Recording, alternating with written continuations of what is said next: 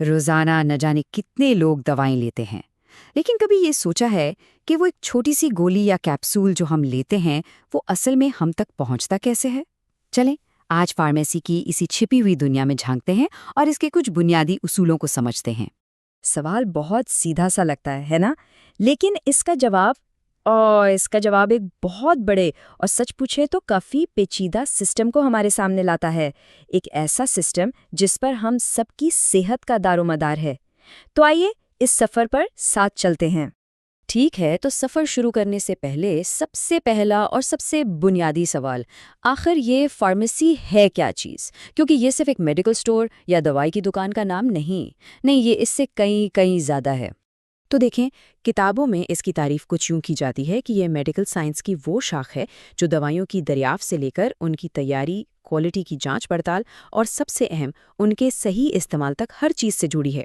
मतलब सिर्फ दवा बेचना नहीं, बल्कि एक आइडिया से लेकर मरीज तक पहुंचने और उसके ठीक से इस्तेमाल होने तक का पूरा सफ़र फार्मेसी के दायरे में आता है। अच्छा, इस पूरे कॉन्सेप्ट को थोड़ा और आसान करते हैं।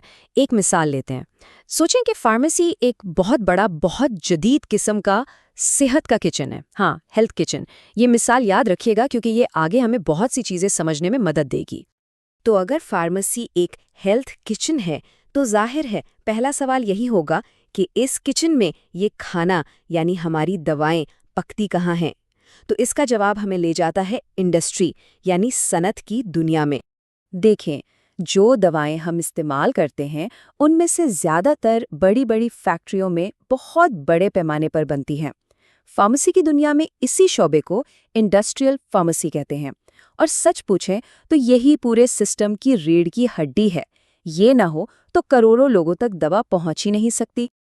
अब फैक्ट्री के अंदर भी एक पूरा सफ़र है। ये नहीं कि बस चीज़ें मिक्स की और दवा बन गई। नहीं, ये एक आइडिया, एक रिसर्च से शुरू होता है। फिर प्रोडक्शन यानी पैदावार के मरहले में जाता है। फिर उसकी क्वालिटी चेक होती है और आखिर में उसे गोदाम में स्टोर किया जाता है। हर कदम बहुत अहम है। चले, ज़रा पर्दे के पीछे देखते हैं कि इन मरहलों में होता क्या है। R&D यानी रिसर्च एंड डेवलपमेंट में साइंसदान नई दवाएं खोजते हैं या पुरानी को बेहतर बनाते हैं। प्रोडक्शन में मशीनें दिन रात गोलियां, कैप्सूल और सिरप बना रही होती हैं। और फिर आता है सबसे ज़रूरी हिस्सा, क्वालिटी कंट्रोल। यहाँ हर चीज़ को चेक किया जाता है ताकि ये यकीनी बनाया जा सके कि जो दवा बन रही है वो महफूज भी है और असरदार भी। और आखिर में वेयरहाउस यानी गोदाम में उन्हें सही दर्जा हरारत पर स्टोर किया जाता है। ठीक है जी, तो दवा फैक्ट्री में बन गई, चेक हो गई और स्टोर भी हो गई। लेकिन अब सवाल ये है कि फैक्ट्री से ये हमारे घर के पास वाले मेडिकल स्टोर तक कैसे पहुंचती है।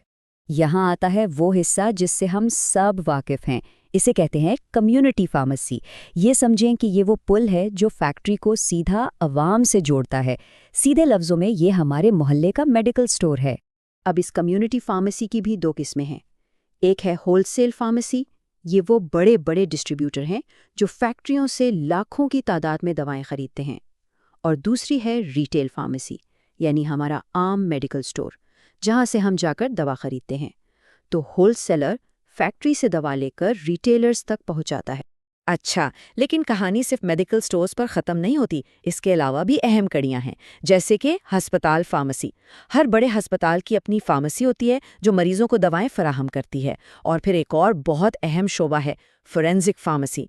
इनका काम ये देखना है कि दवाइयों से जुड़े तमाम कानून, लाइसेंस और कवायद व ज़वाबित पर अमल हो रहा है या नहीं। ये समझे कि ये सिस्टम के निगरान है। तो हमने ये तो देख लिया कि सिस्टम कैसे काम करता है। अब जरा बात करते हैं उन लोगों की जो इस सिस्टम को चलाते हैं, यानी इस शोबे के माहिरीन की। और इन माहिरीन में एक बहुत ही खास रोल है क्लिनिकल फार्मासिस्ट का। देखें, आजकल मार्केट में हज़ारों किस्म की दवाएं हैं।